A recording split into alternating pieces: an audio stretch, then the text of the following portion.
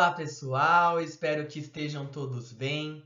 Bem-vindos à segunda aula desta quarta semana do nosso curso de Morfologia da Língua Portuguesa. Desde a semana 3, estamos estudando os processos de formação de palavras. Na semana 3, nós estudamos a derivação. Na primeira aula desta quarta semana, aprendemos o processo de composição. Agora, nesta aula, nós vamos trabalhar com os processos não concatenativos. Já vou explicar o que significa.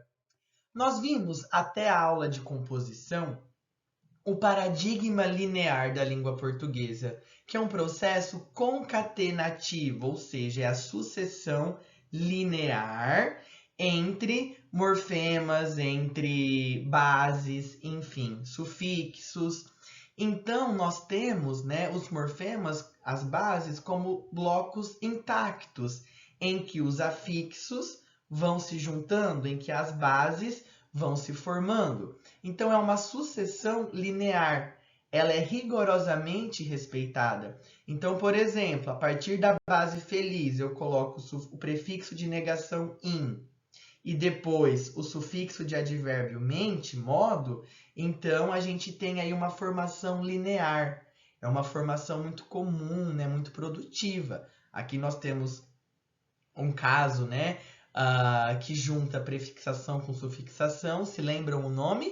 Quando nós temos a junção de dois afixos juntos? Pensem aí. E nós temos agora a questão da não linearidade, ou seja, os processos não concatenativos.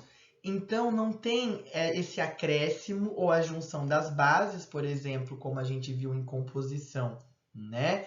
Passa tempo, a gente se junta duas bases, girassol, né? Não tem isso, porque é uma ruptura em que existem cortes, fusões, cópias, repetições, entendeu? Então, assim, são processos, são vários, são processos em que não seguem essa linearidade e são muito produtivos, como nós vamos ver.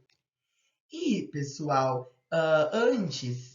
antigamente, as gramáticas clássicas diziam que esses cortes, esses processos não concatenativos, eles eram anômalos, eles eram imprevisíveis, eles eram fenômenos marginais, fenômenos que eram só estilísticos, só um autor usaria, por exemplo, Guimarães Rosa usaria tal processo. Mas não.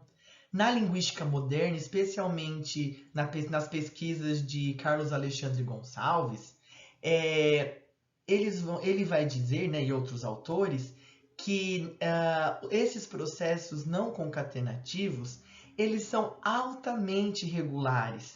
É possível ver uma regularidade. Não são fenômenos marginais que pouco ocorrem.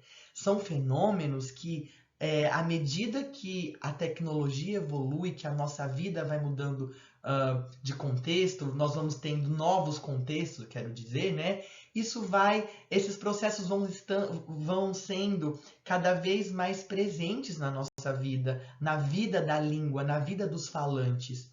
E aí eles vão dizer que nós temos uma interface morfologia e fonologia.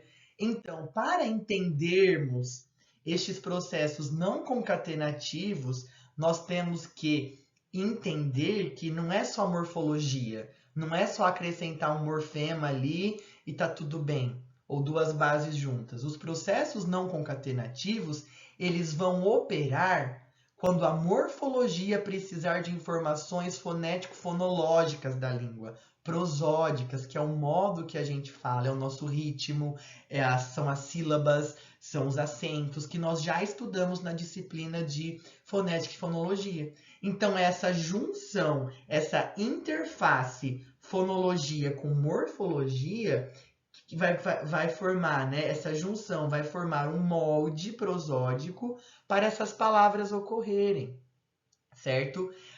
Então, o que nós temos?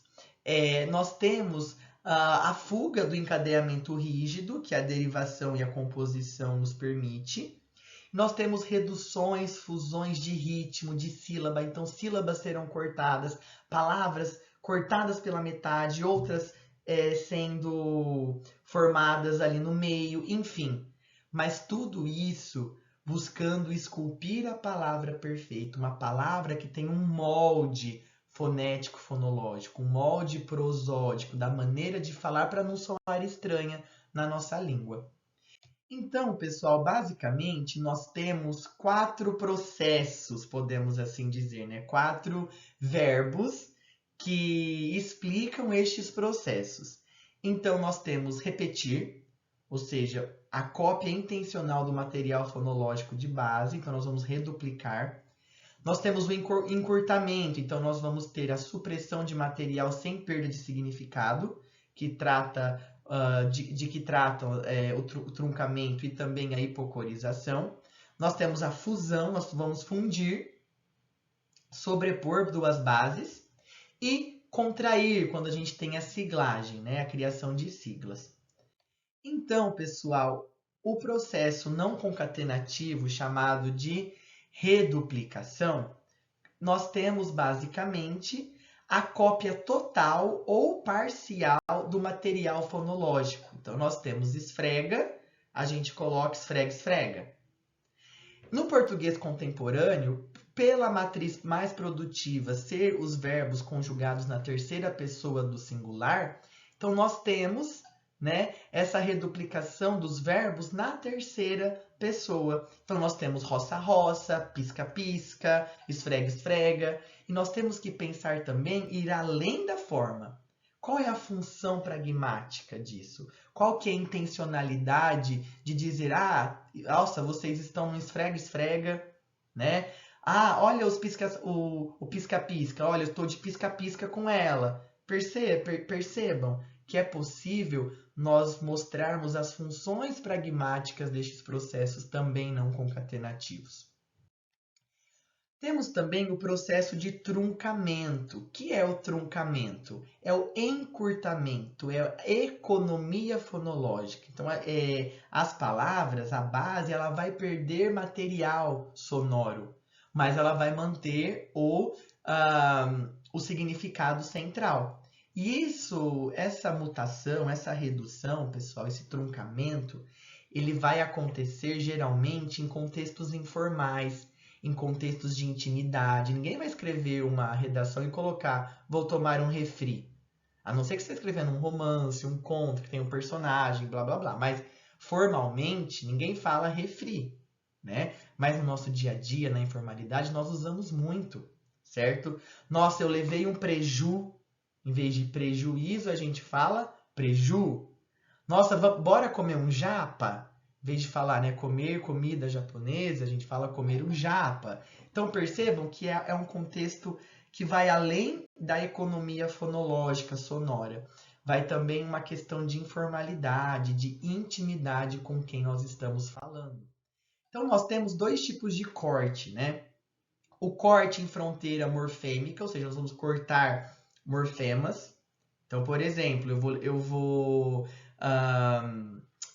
cortar esses morfemas do ista, né? Oftalmologista, neurologista. Então, eu vou cortar este ista e este elemento vai ganhar autonomia de palavra. Vai ser uma palavra. Eu vou no neuro. A gente já sabe. Eu vou no neurologista. Perceba, nós gostamos de economizar. A gente economiza até na língua, né? Então, mesma coisa. O oftalmo me diz que eu preciso trocar de óculos. Então, oftalmo. Eu vou para psico. Eu sempre falo, eu vou na psico hoje. Né? Psicóloga, psicologia. Então, nós temos um corte no morfema. E nós também temos um corte que não é morfêmico. É um corte que vai ignorar os morfemas, porque vai cortar com base no som, no ritmo e na sílaba. O prof, ninguém fala sor. A pessoa fala o prof. Né? Nossa, ele é um comuna, em vez de falar de comunista. Ele é um comuna. Nossa, eu adoro viajar para Sampa. Então, o corte ele é fonológico, ele não vai cortar fronteiras de morfemas, enfim. Ele vai cortar material sonoro a partir do ritmo, a partir da sílaba e do acento. Nós temos também, pessoal, o chamado processo de hipocorização. Nome estranho, mas é super tranquilo de entender. Que é a formação afetiva dos nomes próprios, né? A identidade fonológica é mantida, mas a base ela vai ser espremida para caber em um padrão métrico estrito, frequentemente envolvendo cópia de sílabas ou não.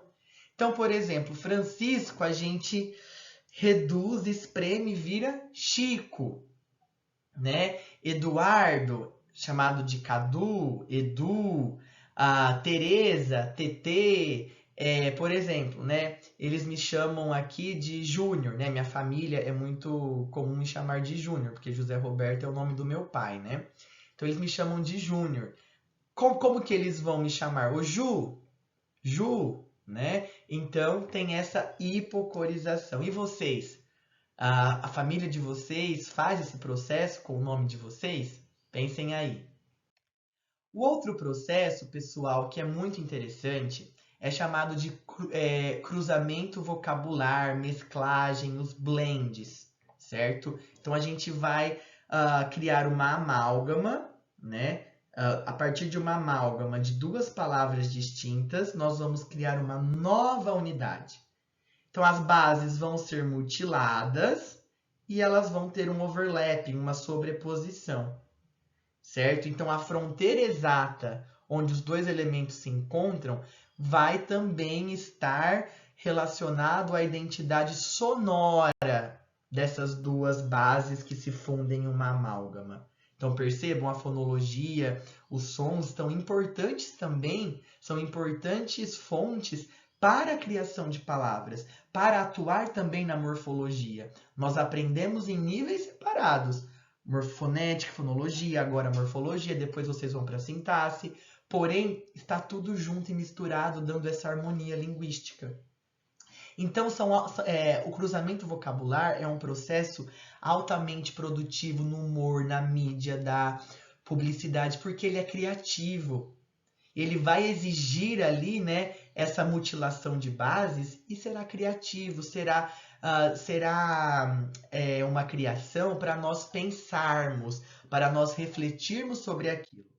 Por exemplo, então vamos pensar nessa genialidade do cruzamento. Porque quando a gente lê aborrecente, vocês não pensam mentalmente em duas palavras ocupando o mesmo espaço?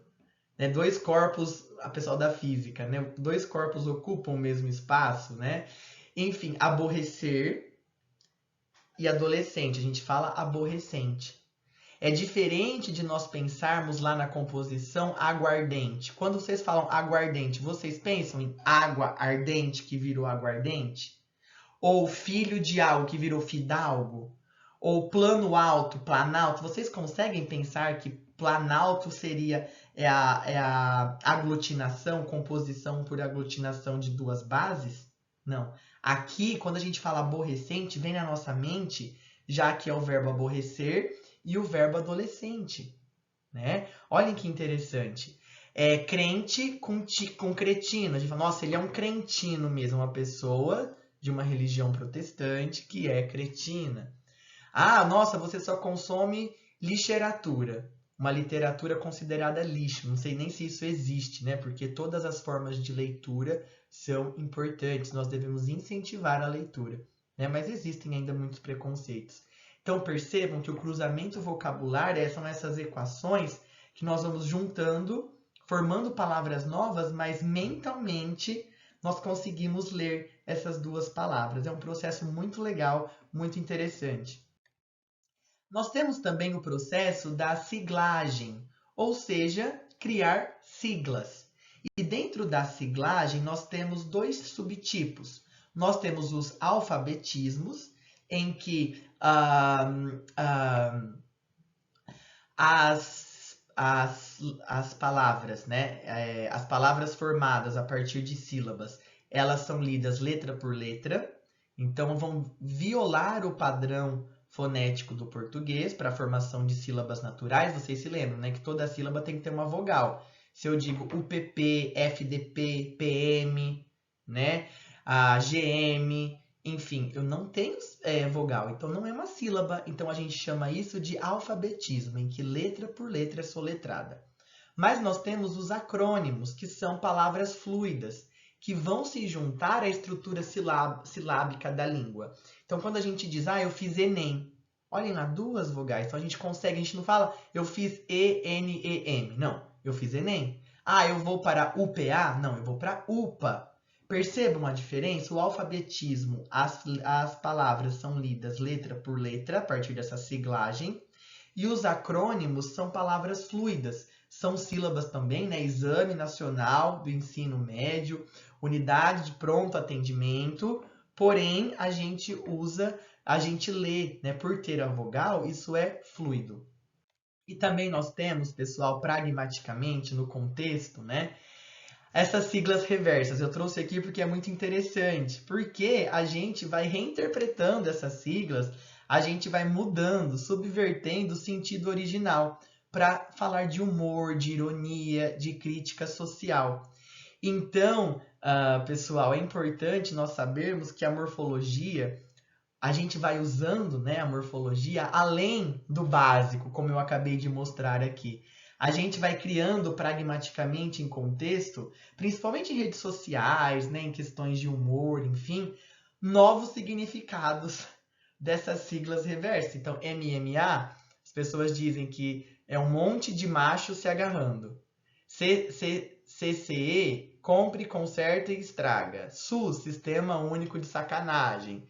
Fiat, fui enganado, agora é tarde. Então, percebam, nós temos aí esse mecanismo da siglagem, mas essas siglas são reversas por questões, né? Por questões de humor, enfim, muito usados aí nas redes. E agora, pessoal, eu quero falar para vocês sobre os splinters. Splinters são fragmentos morfológicos, são pedaços de palavras, não são afixos, tá? Não são afixos natos, como in, como a, não são afixos, tá? São pedaços de palavras que têm o significado original e passam a atuar como afixos, ou como base produtivas e vai se criando, assim, milhões de coisas. Milhões de palavras.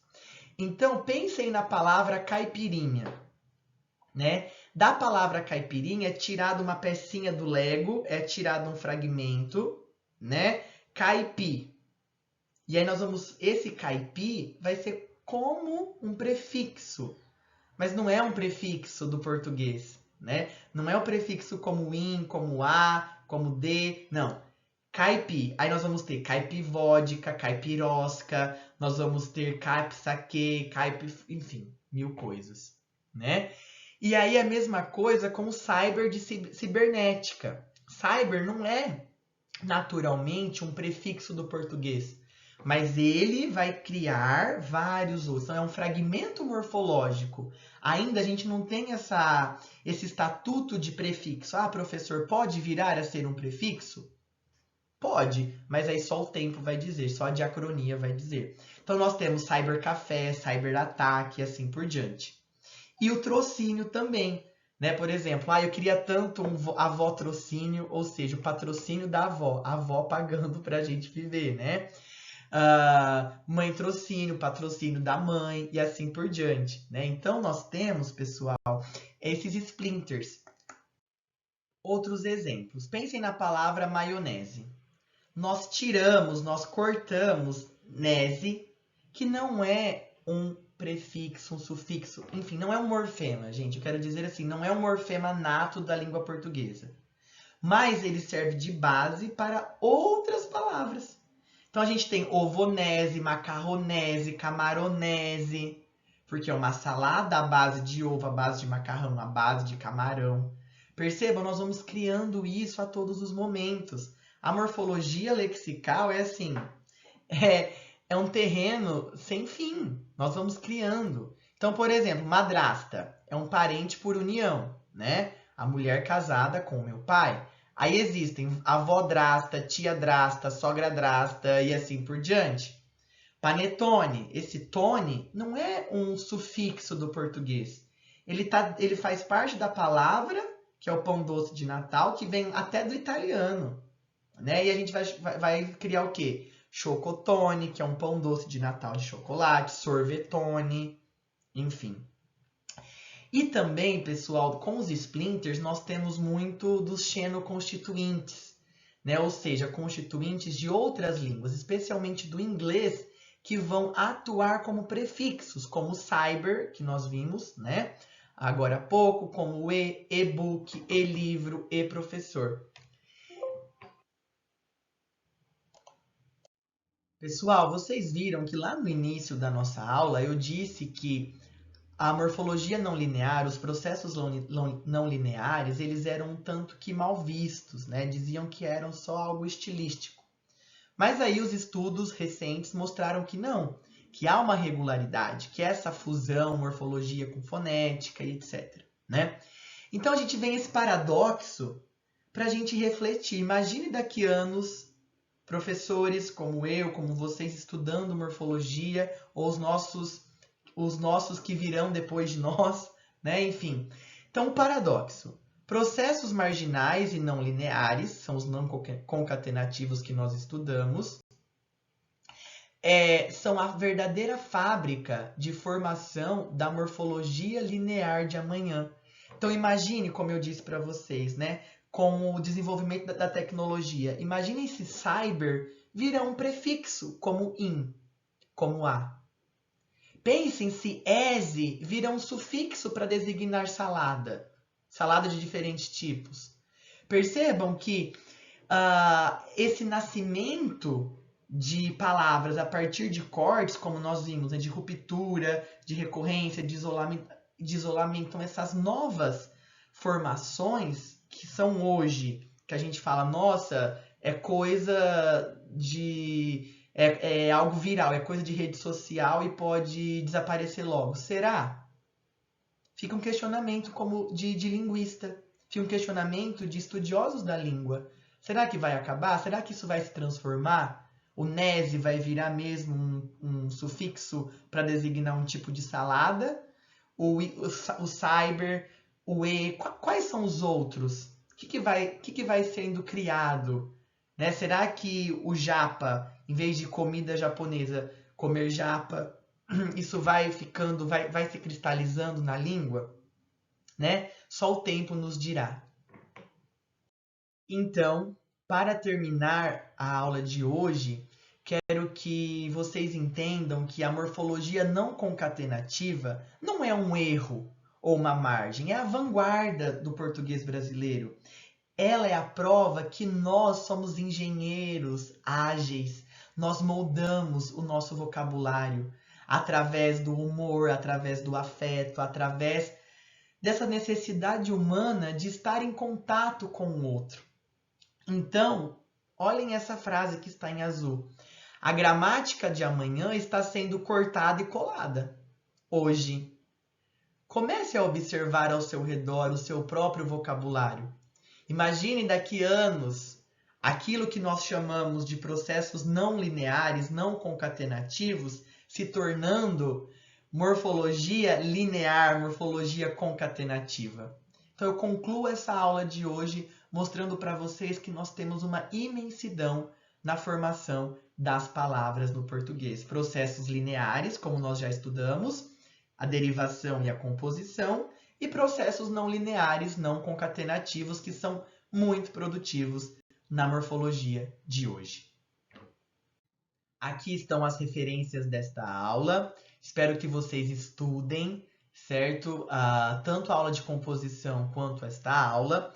E também, pessoal, eu preparei um guia de estudo, certo? Sobre este tema de morfologia não concatenativa e também de composição para ajudar vocês a entenderem melhor, com mais exemplos, mas leem os textos teóricos, certo? Esse guia de estudo que eu preparei é para preparar vocês, né, para entender melhor os textos teóricos, mas não os substitui, ok? Muito obrigado, excelente semana para vocês e bons estudos. Até mais!